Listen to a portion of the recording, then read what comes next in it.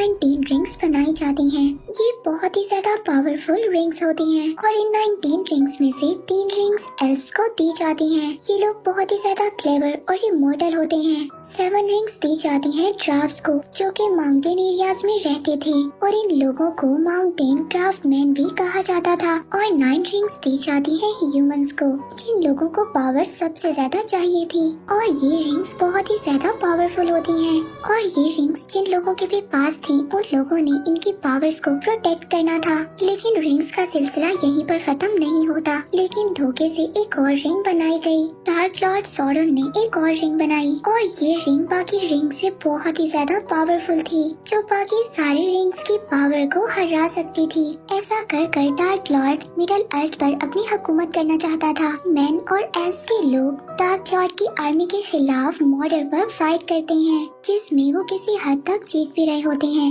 लेकिन dark Lord की army इतनी ज्यादा थी कि खत्म होने का नाम ही नहीं ले रही थी। तभी वहाँ पर एक किंग का बेटा डार्क लॉर्ड की फिंगर को कट कर कर वो रिंग उसमें से निकाल देता है। ऐसा करते ही डार्क लॉर्ड स्पिरिट फॉर्म में चेंज हो जाता है और वहाँ से गायब हो जाता है और साथ ही डार्क लॉर्ड की आर्मी भी गायब हो जाती है। अब वो इवल रिंग जो डार्क लॉर्ड की थी वो इस किंग को भी करप्ट कर देती है। वो उस रिंग को डिस्ट्रॉय करने की बजाय अपने पास रख लेता है। अब उस किंग को भी कुछ लोग रिंग के लिए मार देते हैं और वो रिंग 25 इयर्स के लिए पानी में चली जाती है। फिर वो रिंग एक दिन एक गोलम को मिलती है और वो रिंग उसके पास 5 सेंचुरीज तक रहती है।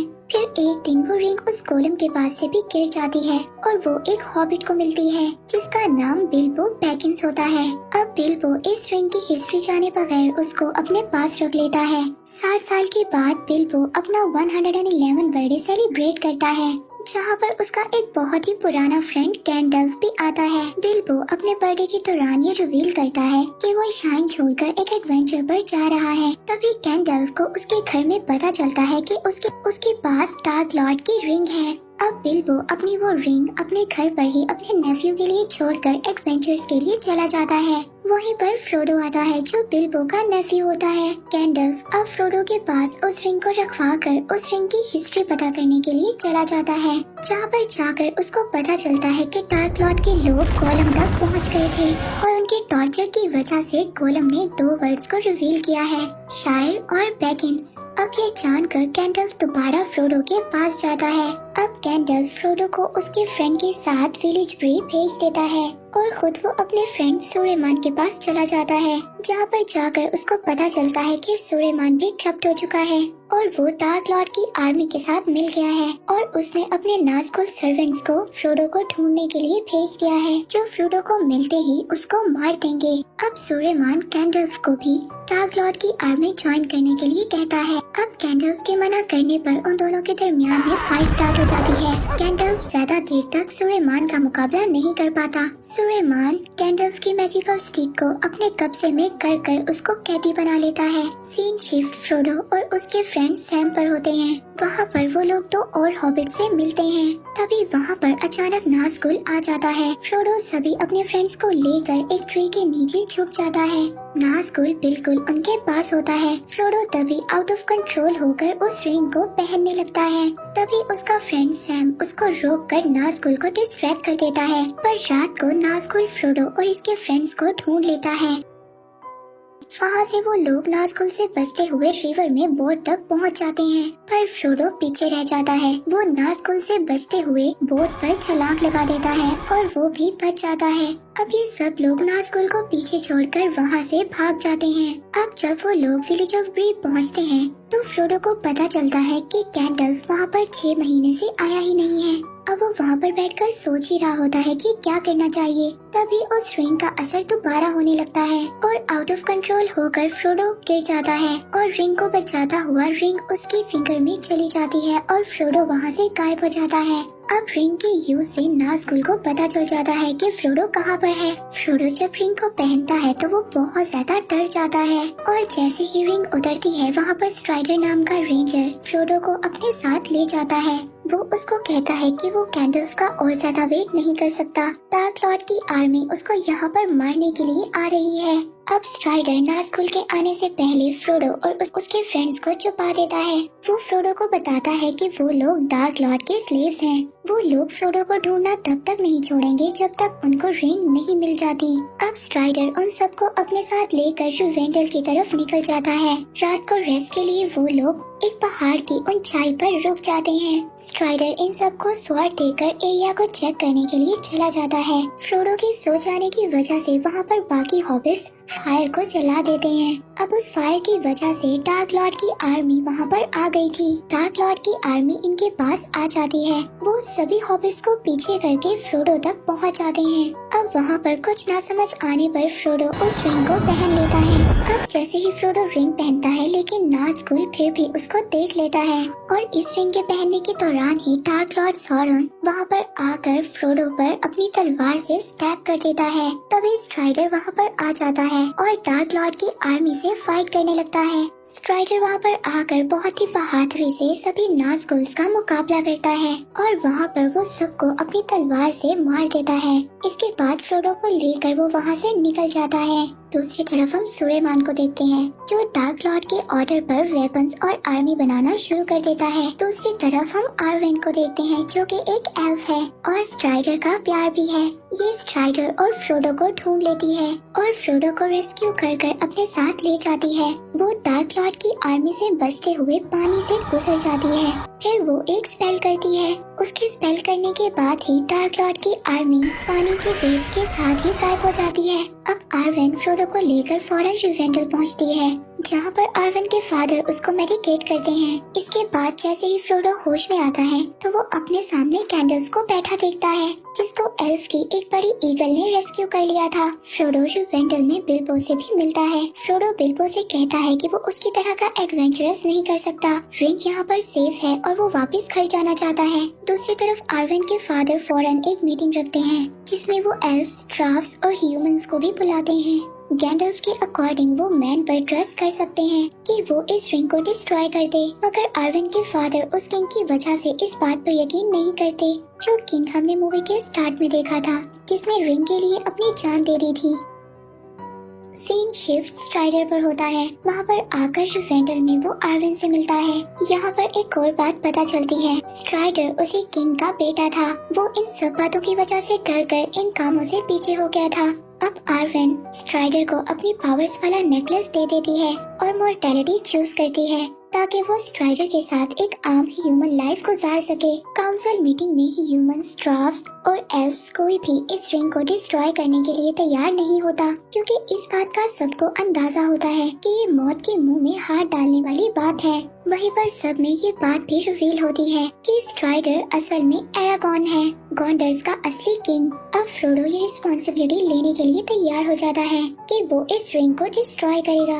अब ह्यूमंस, एल्फ्स और ड्राफ्ट्स उसको प्रोटेक्ट करने के लिए तैयार हो जाते हैं। बिल्बो फ्रोडो को जाने से पहले अपनी स्वॉर्ड, स्ट्रिंग और एक चेन से बनी हुई शर्ट देता है जो कि कुछ चेन से बनी हुई थी। अब फ्रोडो गैंडल्फ, सैम और एरागॉन यानी स्ट्राइडर के साथ और बाकी लोगों के साथ मॉर्डर के लिए निकल जाता है और जब ये लोग रास्ते में होते हैं तो इनको पता चलता है कि सुलेमान ने इनके ऊपर कुछ परिंदों के जरिए नजर रखी हुई है जिस पर ये अपना रास्ता तब्दील कर देते हैं और गलत रास्ते की तरफ चल पड़ते हैं। मगर वहाँ पर भी सुलेमान तूफान की मदद से उन पर अटैक करता है और इनके लिए वहाँ से गुजरना भी नामुमकिन हो जाता है। जब इनको कोई भी रास्ता नजर नहीं आता तो वो एक माइंस की तरफ बढ़ते हैं। यहाँ पर आकर ये सभी ड्राफ्ट्स बोनो को मरा हुआ देखते हैं। तभी वहाँ पर एक अजीब सा क्रिएचर पानी से निकलकर फ्रोडो को पकड़ लेता है। पहले उसके हॉबिट फ्रेंड उसको बचाते हैं, फिर एरागॉन और एल्फ उस क्रिएचर से फाइट करते हैं और फ्रोडो को बचा लेते हैं। वो क्रिएचर फ्रोडो को अपने मुंह में डालने ही वाला होता है। तभी वहाँ पर सभी लोग मिलकर फ्रोडो को बचा लेते हैं। फिर वहाँ पर गैंडल्फ को ड्राफ्ट्स की बुक से पता चलता है कि डार्क लॉर्ड की आर्मी उनके पीछे आ रही है। तभी वहाँ पर फ्रोडो के फ्रेंड से एक स्केलेटन टकराकर वहाँ पर बने कुएं में गिर जाता है जिससे डार्क लॉर्ड की आर्मी को ये पता चल जाता है कि ये लोग कहाँ पर हैं और वो आर्मी इन पर अटैक कर देती है। ये लोग दरवाजा बंद कर इनको रोकने की कोशिश करते हैं मगर ये आर्मी इतनी ज्यादा तेज थी कि दरवाजा तोड़कर अंदर आ जाती है। ये सब मिलकर उन्हें अच्छा और बहुत ही ज्यादा टफ कंपटीशन देते हैं। अब उस डार्क लॉर्ड की आर्मी से इन लोगों के लिए फाइट करना मुश्किल हो रहा था। पर तभी इसी फाइट के दौरान वहाँ पर एक बहुत ही अजीबोगरीब मॉन्स्टर आ जाता है। एल्फ उस मॉन्स्टर के सर पर चढ़कर एरो से अटैक करता है, पर कोई भी फायदा नहीं होता। वो मॉन्स्टर फ्रोडो के पीछे पड़ जाता है। अब वो मॉन्स्टर फ्रोडो को मारने वाला ही होता है, पर तभी एरागॉन फ्रोडो को बचाने की कोशिश करता है। वो मॉन्स्टर पर अटैक करने की कोशिश करता है, मगर वो मॉन्स्टर उसको पीछे फेंक देता है और फ्रोडो पर अटैक कर देता है। अब ये सब लोग उस डार्क लॉर्ड की आर्मी को हराने के बाद उस मॉन्स्टर पर इकट्ठे होकर अटैक करते हैं और फाइनली उस मॉन्स्टर को मार देते हैं। अब सब लोग फ्रोडो की तरफ बढ़ते हैं। उनको ये डर होता है कि फ्रोडो शायद मर गया है, पर फ्रोडो हल्का सा भी इंजर्ड नहीं होता है। फिर सबको पता चलता है कि ये बिल्बो की चेन वाली शर्ट की वजह से है। फिर तभी इन्हें वहाँ पर बहुत ज्यादा हॉर्सेस की आवाजें आती हैं। ये लोग वहाँ से भागकर ब्रिज की तरफ चलते हैं और इनके पीछे डार्क लॉर्ड की बहुत ही बड़ी आर्मी आना शुरू हो जाती है, जो थोड़ा आगे जाने पर ही इन्हें चारों तरफ से घेर लेते हैं। पर हैरानी की बात ये होती है कि वो आर्मी इनको कुछ भी नहीं कहती और डर कर वहाँ से चली जाती है। तभी गैंडल्फ इन्हें बताता है कि वहाँ पर एक डीमन आ रहा है। अब ये सब लोग डीमन से बचते हुए भागते डेंजरस रास्तों से गुजरते हुए जा रहे होते हैं। अब इन्होंने एक बहुत ही बड़ी जंप लगाकर आगे बढ़ना था। दूसरी तरफ डार्क लॉर्ड की आर्मी दोबारा से इन पर अटैक करना शुरू कर देती है और ये लोग उनका मुकाबला करते हुए जंप लगाते हुए आगे बढ़ते हैं, मगर फ्रोडो और एरागॉन पीछे रह जाते हैं। अचानक उनके नीचे से जमीन टूट जाती है, पर वो दोनों भी जंप लगाकर सबके पास पहुंच जाते हैं।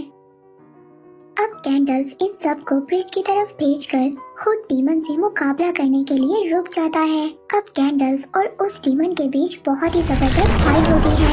ऐसा लगता है कि गैंडल्फ ने उस डीमन को हराकर दोबारा अंडरवर्ल्ड में भेज दिया है, पर अचानक डीमन गैंडल्फ का पांव पकड़कर उसको अपने साथ ही ले जाता है। अब ये सब लोग वहाँ से बच तो जाते हैं, पर गैंडल्फ की डेथ की वजह से ये लोग बहुत ही ज्यादा डिसहार्ट हो जाते हैं और वहाँ पर सभी लोग रोना शुरू कर देते हैं। ये एक बहुत ही ज्यादा इमोशनल मोमेंट होता है। इसके बाद ये लोग आगे बढ़ते हैं और आगे बढ़कर ये एक फॉरेस्ट में पहुँच जाते हैं, जहाँ पर एक बहुत ही पावरफुल विच रोल करती थी। अचानक उस विच के लोग इनको पकड़ लेते हैं और अपने साथ उस व्हाइट विच के पास ले जाते हैं। वो विच अब फ्रेडो को ये बता देती है कि वो ही अकेला इस टास्क को कंप्लीट कर पाएगा और ये भी बताती है कि उसकी टीम का एक बंदा उससे रिंग चोरी करने की कोशिश भी करेगा। सीन शिफ्ट होता है सूर्यमान पर, जहाँ पर उसने एक बहुत ही पावरफुल आर्मी तैयार कर ली थी और वो इस बात का पता लगा कर के फ्रोडो और उसके फ्रेंड कहाँ पर हैं, उस आर्मी को उन लोगों के पीछे भेज देता है। दूसरी तरफ फ्रोडो और उसके साथी बोट के जरिए एक जगह पर पहुंच जाते हैं, जहां पर फ्रोडो के अकेले होने का फायदा उठाकर उसकी ही टीम का एक मेंबर जिसका नाम बोरोमीर था, विच की बात के अकॉर्डिंग वो उससे रिंग लेने की कोशिश करता है, पर फ्रोडो रिंग पहनकर वहां से निकल जाता है। अब फ्रोडो जब रिंग उतारता है तो वो दूर जाकर एक जगह पर गिर जाता है। वहीं पर एरागॉन आ जाता है। अब फ्रोडो एरागॉन से भी डरता है, मगर एरागॉन उसको इस बात का यकीन दिलाता है कि वो फ्रोडो को लास्ट तक प्रोटेक्ट करेगा, जब तक कि वो इस रिंग को डिस्ट्रॉय नहीं कर देता। तभी अचानक से फ्रोडो की स्वॉर्ड ब्लू हो जाती है और इनको ये पता चल जाता है यहाँ पर इन पर अटैक होने वाला है। एरागॉन वहाँ से फ्रोडो को भगा देता है और खुद फाइट करने के लिए उस आर्मी के पास चला जाता है। एरागॉन उन सबके साथ ही टफ किस्म की फाइट करता है। वो अपनी स्वॉर्ड से सबको एक एक कर मार देता है और उसकी टीम के बाकी मेंबर्स भी उसका साथ देते हैं और वहाँ पर उस आर्मी का मुकाबला करते हैं। अब फ्रोडो के फ्रेंड्स उसको छुपने के लिए अपने पास बुलाते हैं, मगर उनको ये एहसास होता है कि फ्रोडो आगे ही अकेला बढ़ना चाहता है, जिस पर इवल आर्मी को वो अपनी तरफ अट्रैक्ट करते हैं और फ्रोडो वहाँ से भाग जाता है। दूसरी तरफ एरागॉन, ड्राव्स और बोरोमीर उस आर्मी से फाइट कर रहे होते हैं। वहाँ दूसरी तरफ फ्रोडो के फ्रेंड्स को इवल आर्मी घेर लेती है। वहाँ पर बोरोमीर आकर उन दोनों को सेव करता है, मगर उस आर्मी का लीडर बोरोमीर पर अटैक करता है और उसको एक एरो मारता है, मगर फिर भी बोरोमीर उठकर फाइट करता है। बोरोमीर को हरा कर वो लोग फ्रोडो के फ्रेंड्स को अपने साथ ले जाते हैं। अब उस आर्मी का लीडर बोरोमीर को मारने लगता है, पर वहाँ पर एरागॉन आकर उस पर जंप करता है और बोरोमीर को बचा लेता है। अब एरागॉन के साथ उस आर्मी के लीडर की फाइट होती है। एरागॉन उसके साथ बहुत ही ज्यादा मुकाबला करता है और लास्ट में एरागॉन अपने स्वॉर्ड से उसकी गर्दन को काट देता है। फिर बोरोमीर कॉन्डर की जिम्मेदारी एरागॉन को दे देता है, खुद इस दुनिया से चला जाता है। मूवी के लास्ट सीन में हम देखते हैं कि फ्रोडो और उसका फ्रेंड मॉर्डर जाने के लिए बोट में बैठकर निकल जाते हैं। दूसरी तरफ बाकी सब फ्रोडो के फ्रेंड्स को बचाने के लिए निकल जाते हैं। अब आगे के सफर पर फ्रोडो और उसका फ्रेंड सैम आगे बढ़ते हैं। अब इनके आगे बहुत ही ज्यादा खतरनाक रास्ता है। आगे बहुत ही ऊंचे ऊंचे पहाड़ हैं और उन पहाड़ों में बहुत ही ज्यादा भूल भुलैया हैं। मगर अब ये सफर में अकेले नहीं थे, कोई था जो इनका पीछा कर रहा था और वो था गोलम। क्योंकि गोलम की जिंदगी में रिंग के अलावा कुछ भी नहीं था और अब गोलम को इस रिंग का पूरा नशा था। गोलम इस रिंग को पूरी तरह से हासिल करना चाहता था। अब एक रात जब फ्रोडो और सैम सो रहे होते हैं और गोलम आहिस्ता आहिस्ता इनके पास आता है और इनसे रिंग चुराने की कोशिश करता है, पर तभी फ्रोडो की आँख खुल जाती है। वो गोलम को खींच लेता है और अब गोलम, फ्रोडो और इसके फ्रेंड के दरमियान काफी ज्यादा फाइट होती है। एंड में फ्रोडो जब अपनी स्वॉर्ड गोलम के गले पर रखता है तो गोलम डर जाता है। अब वो गोलम को अपना बंदी बना लेता है। गोलम उनको कहता है कि मुझे छोड़ दो। फ्रोडो का फ्रेंड सैम उससे कहता है कि अगर हमने गोलम को छोड़ दिया तो ये हमारे लिए खतरा साबित हो सकता है और ये हमें रात को मार भी सकता है। पर गोलम उनसे माफी मांगता है। सैम को उसकी बातों पर यकीन नहीं आता, पर फ्रोडो थोड़ा थोड़ा उस पर ट्रस्ट करना शुरू कर देता है। अब फ्रोडो गोलम से पूछता है कि क्या तुम्हें आगे जाने का रास्ता पता है? तो गोलम उसको कहता है कि हाँ, मुझे आगे जाने का रास्ता मालूम है। अब गोलम उनको आगे का रास्ता दिखाता है जहाँ पर जाकर वो इस रिंग को डिस्ट्रॉय कर सके। दूसरी तरफ हमें सुलेमान दिखाया जाता है जिसने अब अपनी एक नई आर्मी बना ली थी और उसकी आर्मी के कुछ लोग दो हॉबिट्स को अपना बंदी बनाकर उसके पास ला रहे होते हैं। ये वही दो हॉबिट्स थे जो फ्रोडो के फ्रेंड्स थे और दूसरी तरफ एरागॉन और उसके साथी इनका पीछा कर रहे होते हैं ताकि वो लोग इन दोनों हॉबिट्स को बचा लें। सुलेमान के लोग किंगडम ऑफ रोहान पर अटैक कर देते हैं ताकि उन्हें वेपन्स बनाने के लिए फ्यूल और वुड मिल सके। किंगडम रोहान का किंग सुलेमान और उसके असिस्टेंट के कंट्रोल में होता है। वहाँ का किंग अपने नेफ्यू को अपने किंगडम से निकाल देता है क्योंकि वो सुलेमान के खिलाफ आवाज उठा रहा था। वहाँ पर दूसरी तरफ वो आर्मी जो फ्रोडो के फ्रेंड्स को पकड़कर ले गई थी, वो उनको अपना खाना बनाने की कोशिश करते हैं, पर वहाँ पर दूसरी और आर्मी भी आ जाती है जो कि डार्क लॉर्ड की थी। वो आर्मी हॉबिट्स को कुछ भी नहीं होने देना चाहती थी। इसी बात पर उन दोनों आर्मीज के दरमियान फाइट स्टार्ट हो जाती है। दोनों हॉबिट्स इसी बात का फायदा उठाकर वहाँ से भाग जाते हैं। तभी वहाँ पर रोहान किंगडम का नेफ्यू उन आर्मी पर आकर अटैक कर देता है और फिर सुबह को एरागॉन उसी आर्मी से मिलता है जो रोहान किंगडम के नेफ्यू की थी। वो उन लोगों से उन दोनों हॉबिट्स के बारे में पूछता है तो ये बात पता चलती है कि उन आर्मी के लोगों को इन लोगों ने चलाकर मार दिया था। वो कहता है कि वो उस जगह पर जाकर दो हॉबिट्स को सर्च तो कर सकते हैं, मगर वो ज्यादा इस उम्मीद में न रहे कि वो दोनों जिंदा होंगे, वो भी उस आर्मी के साथ मर गए होंगे। एरागॉन जब वहाँ पर पहुँचता है, वहाँ पर जाकर एरागॉन को पता चलता है कि दोनों हॉबिट्स अपनी जान बचाकर एक फॉरेस्ट में चले गए हैं। दूसरी तरफ जब दोनों हॉबिट्स फॉरेस्ट में पहुंचते हैं तो वहां पर एक लिविंग ट्री उन पर अटैक कर देता है जो ऐसा लगता है कि उन दोनों को वो सुलेमान के हवाले कर देता है। दूसरी तरफ गोलम जैसे तैसे कर फ्रोडो को मॉर्डर के रास्ते पर लेकर जा रहा था। उन पर भी खतरा बढ़ना शुरू हो जाता है। जब रात को वो रेस्ट करने रुकते हैं तो फ्रोडो गोलम की हेल्प करने की कोशिश करता है, जहाँ पर वो गोलम को उसका नाम याद करवाने की ट्राई करता है। तभी गोलम को ये बात रियलाइज होती है कि उसका नाम स्मीगल था और वो रिंग मिलने से पहले एक हॉबिट ही था। इसी दौरान वहाँ पर एक काला साया आ जाता है जो कि एक बहुत ही बड़े ड्रैगन पर था। अब फ्रोडो, सैम और गोलम उससे छुपकर एक बुश के नीचे चले जाते हैं। अब रिंग फ्रोडो को कंट्रोल करने की कोशिश करती है और वो ना चाहते हुए भी उस रिंग को पहनने की कोशिश करता है। ऐसा करने से उसका फ्रेंड सैम उसको रोकता है। उस राइडर के निकल जाने के बाद फौरन वो लोग ब्लैक गेट की तरफ निकल जाते हैं। दूसरी तरफ फॉरेस्ट में जब एरागॉन और उसकी टीम पहुंचती है तो वहाँ पर कोई उन पर अटैक करता है। वो उनको लगता तो सुलेमान है, लेकिन वो असल में गैंडल्फ होता है। वो उनको बताता है कि वो डीमन को हरा कर जख्मी होकर गिर गया था, मगर उसको रेस्क्यू कर लिया गया था और उसको बहुत ही ज्यादा पावर्स के साथ मिडल अर्थ की हिफाजत के लिए भेजा गया है। गैंडल्फ उनको बताता है कि हॉबिट्स को उसने एक सेफ जगह पर भेज दिया है और वो खुद एरागॉन और उसके साथियों के साथ रोहान किंगडम को सेव करने के लिए निकल जाता है। दूसरी तरफ हम देखते हैं कि गोलम फ्रोडो को ब्लैक गेट तक पहुंचा देता है, मगर वहां पर वो डार्क लॉर्ड की आर्मी को गेट पर प्रोटेक्ट करते हुए देखते हैं। तभी सोल्जर्स को एंटर करने के लिए गेट खोला जाता है। ये देखते हुए सैम क्लेम टूटने पर नीचे गिर जाता है।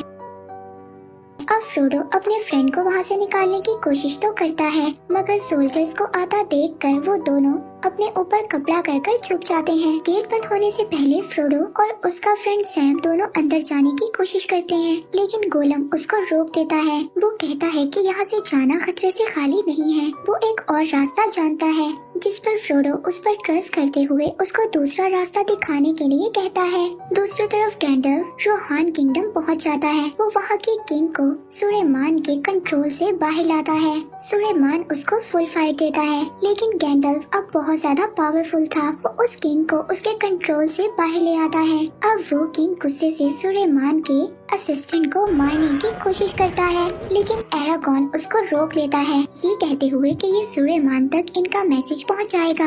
उस किंग को अपने बेटे की डेथ का भी पता चलता है, जिससे वो बहुत ही ज्यादा डिसहार्ट हो जाता है। गैंडल्फ उसको वॉर के लिए कहता है और उसको उस वॉर के लिए रेडी होने का कहता है, मगर वो किंग वॉर से इनकार कर देता है। वो अब अपने लोगों को और ज्यादा नुकसान नहीं पहुंचाना चाहता था। वो दूसरी जगह पर अपने लोगों को लेकर जाना चाहता था, जहां पर उसके लोग ज्यादा सेफ रहेंगे। अब एरागॉन और उसके साथी उस किंग के लोगों को सेफली दूसरी जगह पर पहुंचाते हैं। उस किंग की नीज एरागॉन से बहुत ही ज्यादा इम्प्रेस होती है। एरागॉन एक घोड़े को ठीक करता है और इसके बाद उसको फ्री करने का कहता है, ये कहते हुए कि उस हॉर्स ने बहुत ज्यादा वॉर्स को देख लिया है। उस किंग की नीज की एरागॉन के साथ अच्छी बॉन्डिंग हो जाती है। दूसरी तरफ सुलेमान का असिस्टेंट सुलेमान को सब बता देता है कि रोहान किंगडम के क्या हालात हैं और वो लोग कहाँ पर जा रहे हैं। सुलेमान अब अपनी आर्मी को ये ऑर्डर दे देता है कि वो उन लोगों पर अटैक कर दें। दूसरी तरफ फ्रोडो गोलम की हेल्प करना चाहता था, लेकिन उसका फ्रेंड उसको खास पसंद नहीं करता था। फ्रोडो का फ्रेंड उसको समझाता है कि वो रिंग की वजह से दिन ब दिन अग्रेसिव होता जा रहा है, लेकिन फ्रोडो उसकी कोई भी बात नहीं सुनता। दूसरी तरफ गोलम फ्रोडो की वजह से अच्छा होना शुरू हो गया था, जिस पर उसकी अच्छाई उसकी बुराई पर जीत हासिल कर लेती है और वो अब फ्रोडो का सर्वेंट बनने का डिसाइड करता है। अगले दिन जब ये लोग आगे बढ़ते हैं तो वो लोग डार्क लॉर्ड की आर्मी को देखते हैं, जिस पर इन्हें अंदाजा होता है कि डार्क लॉर्ड अपनी पुरानी हार को बहुत ज्यादा सीरियस ले चुका है और इस बार किसी भी सूरत हार को बर्दाश्त नहीं कर सकता। तभी वो देखते हैं कि डार्क लॉर्ड की आर्मी पर अटैक हो गया है और आर्मी पर अटैक करने वाले ये लोग रेंजर्स होते हैं। इन लोगों को फेरामीर बोरोमीर का छोटा भाई लीड कर रहा होता है। वो लोग फ्रोडो और उसके फ्रेंड को भी डार्क लॉर्ड के आदमी समझकर पकड़ लेते हैं और उन लोगों को अपने साथ ले जाते हैं। दूसरी तरफ एरागॉन पर ऑर्कस आर्मी अटैक कर देती है। एरागॉन किंग की नीज को बच्चों और औरतों को बचा कर लेकर जाने का कहता है और खुद किंग के साथ इस आर्मी के साथ फाइट करता है। ये उस आर्मी को हरा कर एक दूसरे को सेव करने में लगे होते हैं। इसी फाइट के दौरान एरागॉन एक आर्मी के एनिमल से लटक जाता है। वो ऑर्क अपने एनिमल के साथ एरागॉन का हाथ बांध देता है, जिससे एरागॉन उसकी आर्मी के साथ पहाड़ी से नीचे गिर जाता है। अब फाइट के बाद एरागॉन के साथी उसको ढूंढते हैं। उन लोगों को आर्वेन का दिया हुआ नेकलेस उस ऑर्क के हाथ में मिलता है, जिस पर सब लोग ये समझते हैं कि एरागॉन मर चुका है और वो लोग आगे बढ़ जाते हैं। दूसरी तरफ वो दो हॉबिट्स उस ट्री के साथ आइसेनगार्ड में पहुंचते हैं, जहां पर वो लोग सुलेमान और डार्क लॉर्ड की इतनी बड़ी आर्मी देखते हैं। दूसरी तरफ एरागॉन को इंजर्ड हालत में उसका हॉर्स उसको ढूंढ लेता है और उसको अपने ऊपर उठाकर ले जाता है। सीन रुवेंडल में शिफ्ट होता है, जहाँ पर आर्वेन एरागॉन का इंतजार कर रही थी। उसके फादर उसको समझाते हैं कि एरागॉन अब कभी भी वापस नहीं आने वाला। अगर वो मिडल अर्थ में ही रहकर उसका वेट करती रही। वो कहता है कि एल्फ की एज ज्यादा होती है, पर एरागॉन एक इंसान है, उसकी एज ज्यादा होते ही वो मर जाएगा और आर्वेन अकेली रह जाएगी। आर्वेन अपने फादर की बात को मानने के लिए तैयार हो जाती है। दूसरी तरफ व्हाइट विच भी ह्यूमंस के साथ मिलने के लिए रेडी हो जाती है, क्योंकि वो ये देख सकती थी कि फ्रोडो की स्ट्रेंथ कम हो रही है और डार्क लॉर्ड की आर्मी दिन ब दिन बढ़ती जा रही है। वो आर्मी इंसानों के नामो निशान को मिटा सकती है और मिडल वर्ल्ड पर कब्जा कर लेंगे। इस पर आर्विन के फादर अपनी एक आर्मी को वहाँ पर भेज देते हैं। सीन फेरामीर पर शिफ्ट होता है जहाँ पर वो ये जानता है कि फ्रोडो बोरोमीर का दोस्त है। फेरामीर के फादर उससे ज्यादा खुश नहीं थे, वो बोरोमीर से ज्यादा खुश थे, इसीलिए फेरामीर गोलम को पकड़ लेता है। अब उसको ये बात पता चल जाती है कि रिंग फ्रोडो के पास है। फेरामीर को ये लगता है कि यही रास्ता है जिससे वो अपने फादर को ये यकीन दिला सकता है कि वो ही उनका खून है। अब वो फ्रोडो को अपने साथ ले जाने का डिसाइड करता है। दूसरी तरफ रास्ते में एरागॉन को डार्क लॉर्ड की आर्मी नजर आ जाती है। वहाँ पर जाकर एरागॉन वहाँ के किंग को ये बताता है कि वो आर्मी 10,000 लोगों की आर्मी है जो सिर्फ डार्क लॉर्ड की आर्मी का एक पोर्शन है और उस आर्मी को उसने इंसानों को खत्म करने के लिए भेजा है। अब उस किंग के पास वॉर के अलावा कोई और ऑप्शन नहीं था और उसके पास आर्मी भी बहुत कम थी। अब किंग अपने सोल्जर्स को फाइट के लिए रेडी होने का कहता है। दूसरी तरफ वो लिविंग ट्री भी अपने साथियों के साथ आइसेनगार्ड पर अटैक करने का डिसाइड करता है। दूसरी तरफ रोहान किंगडम के सभी लोग बहुत ज्यादा डरे हुए थे। वो ये जानते थे कि वो इस वॉर को कभी भी नहीं जीत सकते, मगर थोड़ी सी होप की वजह से वो लोग वॉर के लिए तैयार हो जाते हैं। एरागॉन भी उन लोगों के साथ होता है। अब वक्त आ गया था कि सब अच्छे लोग मिल जाएं और बुराई के खिलाफ जंग करें। अब एल्व्स भी ह्यूमन की हेल्प करने के लिए वहाँ पर पहुँच जाते हैं। अब डार्क लॉर्ड की आर्मी वहाँ पर पहुँच जाती है और वहाँ पर एक इंटेंस वॉर स्टार्ट हो जाती है। डार्क लॉर्ड की आर्मी रोहान किंगडम पर एरोस की बारिश करती है और वो कैसल की पूरी एक वॉल तोड़ देते हैं, जिसमें एरागॉन बहुत ही ज्यादा इंजर्ड हो जाता है और वो आर्मी कैसल में एंटर हो जाती है। लेकिन एरागॉन खुद ही उठ जाता है और वहाँ पर वो एल्व्स को अटैक करने के लिए कहता है। वहाँ पर फिर से फाइट स्टार्ट हो जाती है और इसी दौरान एल्व्स के लीडर की डेथ हो जाती है। वहाँ पर एरागॉन और गिमली उन लोगों से फाइट करते हैं। दूसरी तरफ किंग अपने गेट को सिक्योर करता है। वो लोग जितना हो सकता था उस आर्मी को फोर्ट्रेस से दूर रखने का करते हैं। दूसरी तरफ फेरामीर फ्रोडो को लेकर अपने साथ गुंडोर पहुंच जाता है। वहाँ पर सब कुछ तबाह होता हुआ देखकर फ्रोडो फेरामीर को समझाता है। वो उसको कहता है कि वो उसे मॉर्डर जाने दे और इस रिंग को डिस्ट्रॉय करने दे, लेकिन फेरामीर उसकी कोई भी बात नहीं सुनता। गोंडोर में इन पर कुछ रेंजर्स अटैक कर देते हैं। दूसरी तरफ डार्क लॉर्ड की आर्मी ने रोहान किंगडम पर अपना आधा कंट्रोल कर लिया था। ये देखकर एरागॉन वहाँ से बच्चों और सभी लोगों को एक पहाड़ी पर जाने का कहता है। फिर एरागॉन और वहाँ का किंग दोनों उस आर्मी के साथ लड़ने के लिए चले जाते हैं। अब कैंडल्स भी अपनी आर्मी को लेकर वहाँ पर आ गया था और रोहान किंगडम की हेल्प करता है और उनको सेव करने में लग जाता है। दूसरी तरफ लिविंग ट्रीज भी सुलेमान पर आकर अटैक कर देते हैं और उसके कैसल को चारों तरफ से घेर लेते हैं। सीन शिफ्ट फ्रोडो पर होता है, जहाँ पर वो उस राइडर के सामने रिंग पहनने वाला होता है, जिस पर उसका फ्रेंड सैम आकर उसको रोकता है और फेरामीर उस ड्रैगन पर अटैक कर उन दोनों को सेव कर लेता है। दूसरी तरफ एरागॉन और किंग उस आर्मी के खिलाफ वॉर को जीत जाते हैं। फेरामीर भी रिंग की असलियत को समझ गया था